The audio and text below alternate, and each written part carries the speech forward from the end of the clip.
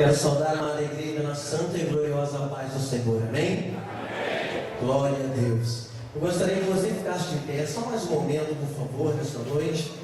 Você abraçasse seu irmão abençoado que está do teu lado. Diga para ele, meu irmão, que Deus te abençoe nesta noite. Aleluia.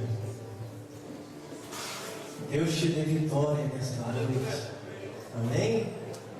Glória a Deus. Louvado seja o nome do Senhor que nos traz aqui nesta noite para ministrar a sua palavra. Querido Deus, tem uma palavra nesta noite, despertamento espiritual para a tua vida. Desde o momento que eu entrei nesse santuário, eu tenho sentido que verdadeiramente Deus habita neste lugar. O Espírito Santo, querido, ele move esta igreja. O Espírito Santo, ele faz coisas grandes neste lugar. E, querido, é interessante que quando eu estava aqui, quando o irmão ministrava o louvor, quando o pastor falava, tudo aquilo me testificando sobre o que Deus quer de nossas vidas, como filhos e filhas do Senhor.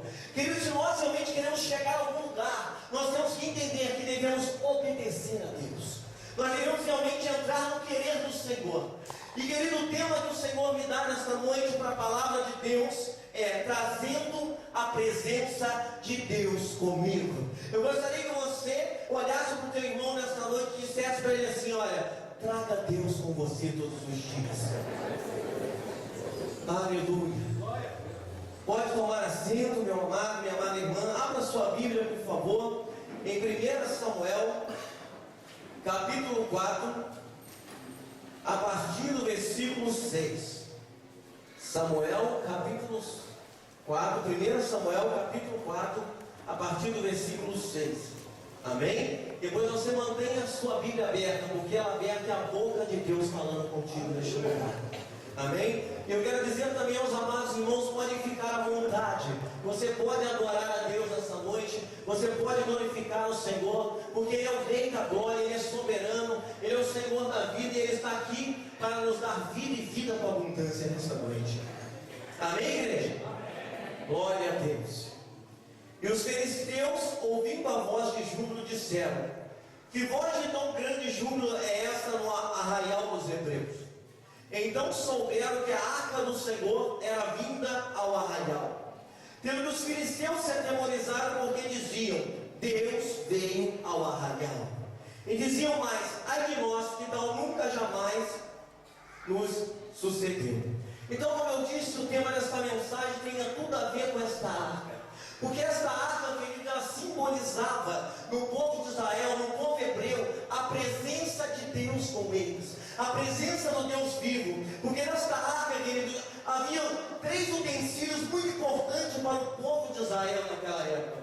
Um dos utensílios era um vaso de ouro com maná. O outro utensílio eram as tábuas da lei escrita pelo dedo de Deus. E o outro utensílio era a vara de Arão que tinha florescido. Então, para Israel, querida, era de uma tamanha importância o povo naquele momento de ter a arca consigo, ter a arca todos os dias, viver realmente perto daquela arca. Porque viver perto daquela arca era viver perto de Deus. Viver perto daquela arca era sentir Deus presente na vida de Israel. Viver perto daquela arca era viver a glória de Deus presente todos os dias no meio do povo. E eu quero te dizer também, querido, que você tem 3 coisas nesta noite que representam esses utensílios. Que para você estar perto de Deus, Deus te deu 3 presentes. Ele te deu o Pai, Ele te deu o Filho e Ele te deu o Espírito Santo de Deus.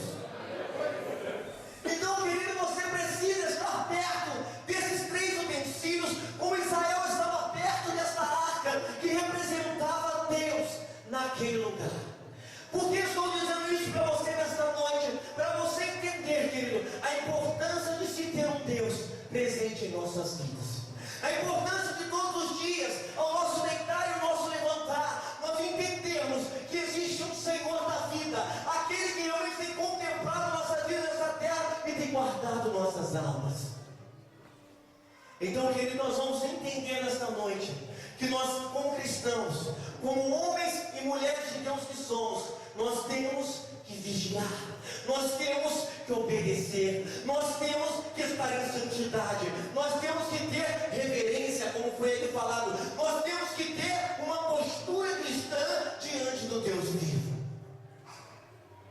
querido, nós vamos ver, querido, que num certo momento nas escrituras sagradas, quando nós ministramos essa história, você vai entender que a arca, querido, por um descuido, a arca por uma desobediência, ela acaba saindo do meio de Israel.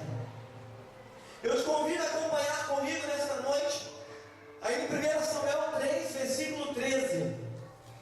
Porque eu já lhe fiz saber que julgarei a sua casa para sempre, pela iniquidade que ele bem conhecia, porque fazendo seus filhos execráveis, não os repreendeu.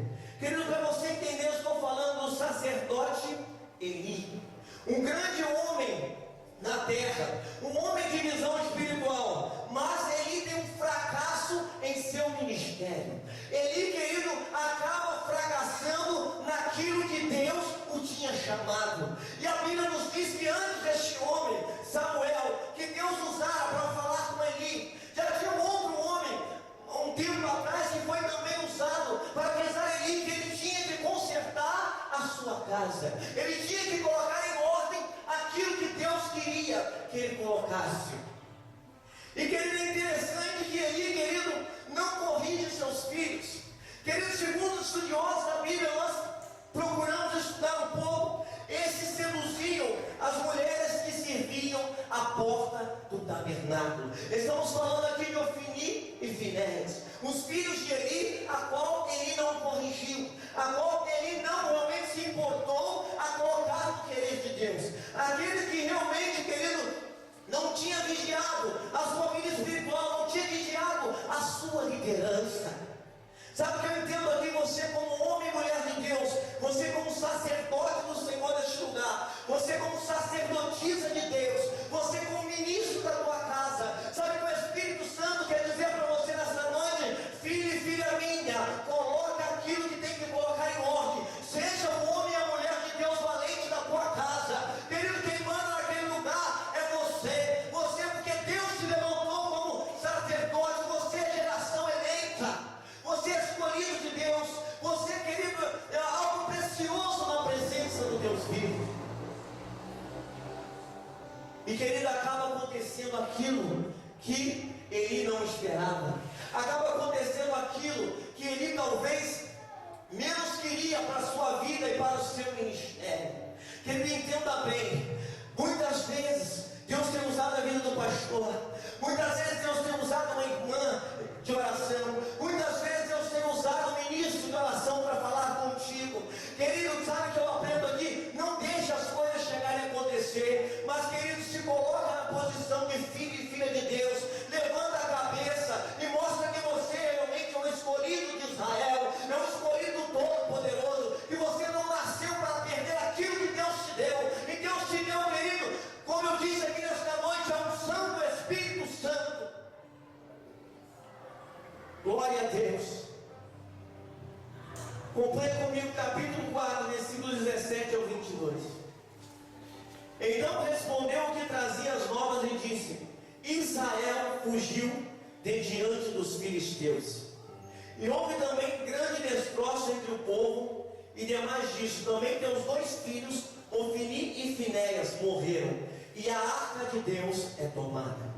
E sucedeu que, fazendo ele menção da arca de Deus, ele caiu da cadeira para trás da banda da porta, e quebrou-lhe o pescoço e morreu. Porquanto o homem era velho e pesado, e tinha ele julgado Israel 40 anos.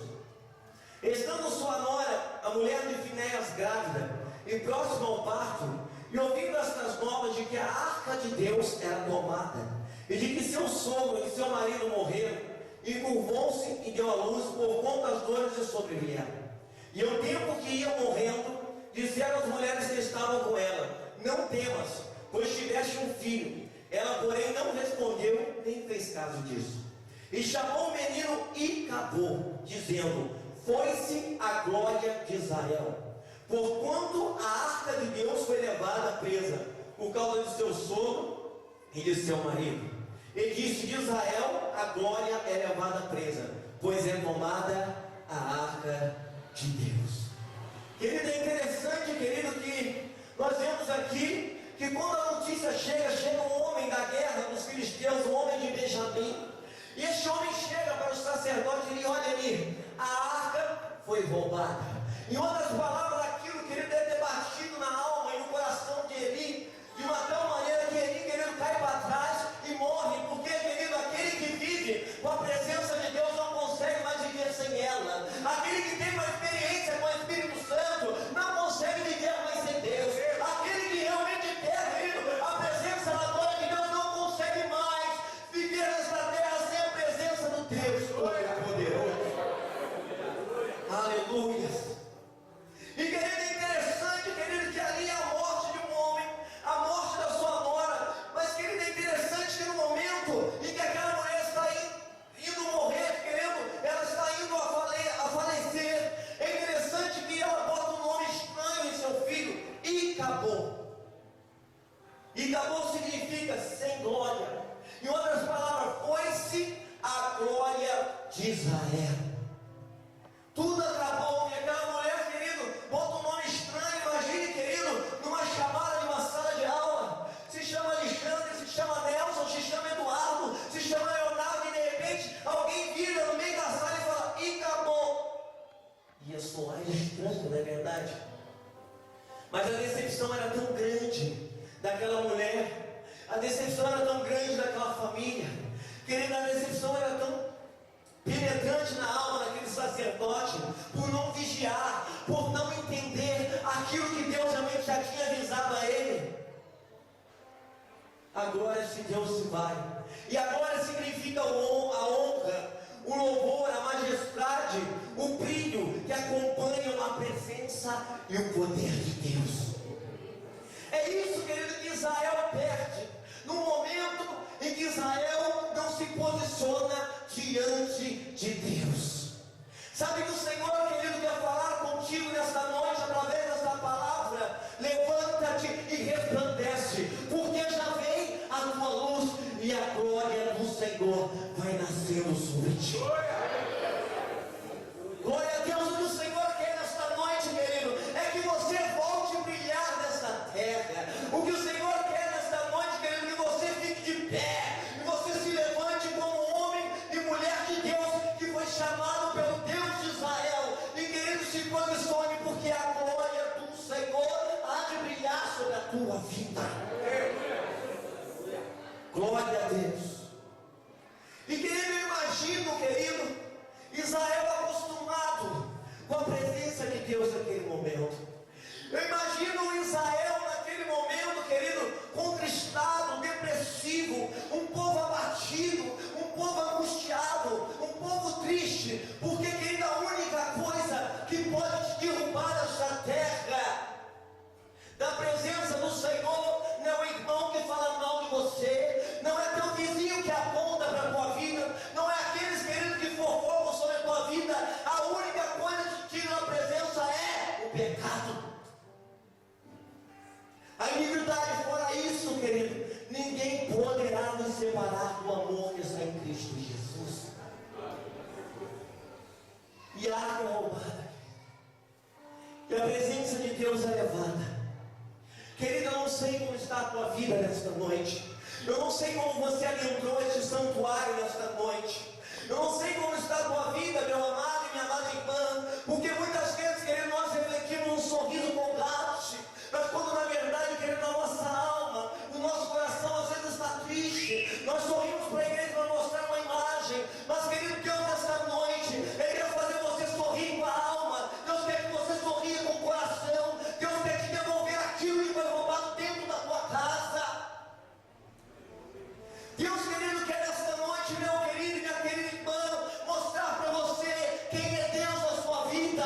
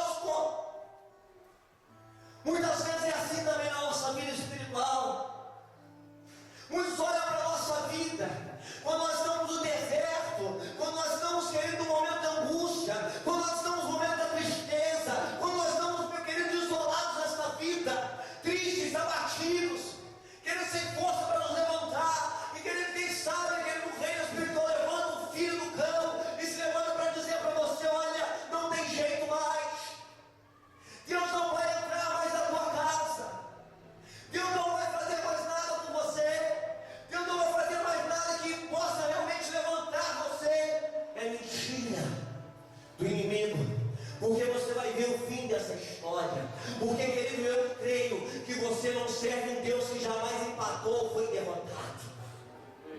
Querido, você serve um Deus de vitória. Você serve um Deus todo-poderoso. Você serve um Deus que venceu a cruz, como você contou aqui nesta noite. Você serve um Deus, querido, que é capaz de sair do trono da glória dele só para te ver feliz.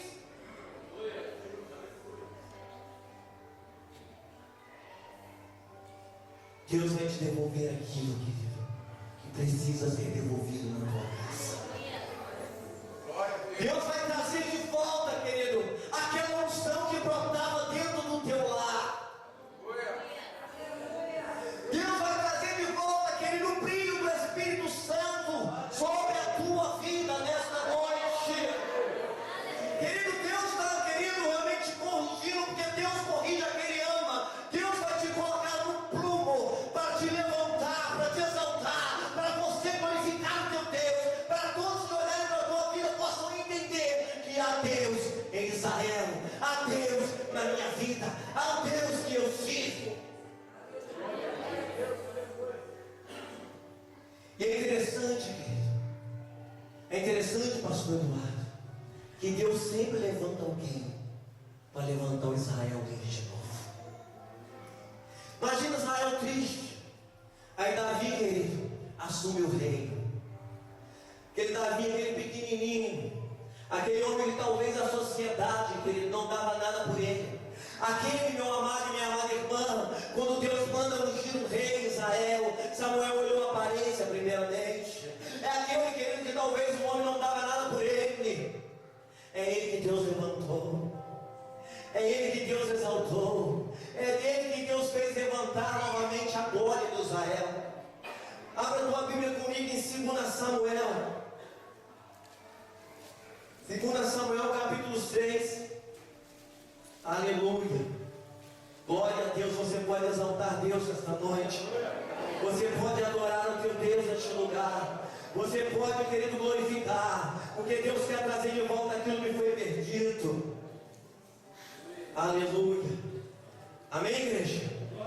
E tornou Davi a juntar todos os escolhidos de Israel em número de 30.000. E levantou-se Davi e partiu com todo o povo que tinha consigo de Baalá de Judá, para levarem dali para cima a arca de Deus, sobre a qual se invoca o nome do Senhor dos Exércitos, que se assenta entre os querubins. Queridos, é interessante, como eu disse, Deus levanta Davi para trazer a sua glória de volta. É interessante que Davi, querido, ele anima o povo. Imagina um povo, querido, disperso, imagina um povo triste. Diz a Bíblia que Davi levanta 30.000 homens para trazer a glória de Deus de volta. Davi se levanta, querido, para mostrar ao povo que Deus ainda amava aquele povo, que Deus ainda queria voltar para aquele povo. Sabe o que eu digo aqui para você nesta noite? Deus ainda quer voltar para a tua casa. Abre a porta, querido. Abre a porta, querido. Talvez você está se julgando tão sozinho. Talvez você pode estar vindo com 30.000 homens. Querido, nem que Deus tenha que levantar 30.000 anjos para ir contigo. Se Ele tiver que te devolver aquilo que Ele tem que devolver, Ele vai devolver. E Davi é levantado, querido, porque era corajoso, era valente, era um homem, querido, que adorava a Deus, era um homem que adorava louvar o nome do Senhor, era um homem, querido, que amava ouvir o instrumento, amava dar um glória, amava dar uma aleluia, amava, querido, realmente engrandecer o nome do seu Deus. E Davi, querido, saiu da zona de conforto, porque até então não tinha guerra em Israel. Até então estava tudo em paz. Imagina Israel chamando, imagina Davi chamando o povo de Israel, melhor dizendo, naquele momento. E talvez o povo de Israel olhando para Davi, mas Davi, está tudo em paz aqui. Não tem guerra mais, Davi, nós estamos felizes assim. Mas Davi, querido, como eu disse aqui nesta noite, era impulsionado pelo Espírito Santo. E quem é impulsionado pelo Espírito Santo, ele não fica em conformidade espiritual. Volto a repetir nesta noite: aquele que é impulsionado pelo Espírito Santo, ele não fica em conformidade espiritual, mas ele é impulsionado pelo poder do Espírito. Eu creio, queridos, que Deus entrou dentro de Davi e falou: Davi, vai buscar aquilo que você quer, que é a minha presença. Deus quer entrar dentro do teu coração nesta noite, querido. Talvez, querido, do teu lar, querido, está acontecendo coisas que você não espera. Talvez, querido, está tudo atrapalhado na sua vida profissional. Talvez a sua vida, querido, está um reboliço que você não está entendendo nada. Sabe o que está faltando? É a sua presença de Deus de volta. É só você deixar Deus de Israel entrar. Para de lutar com as suas próprias forças, mas, querido, busca as forças em Deus.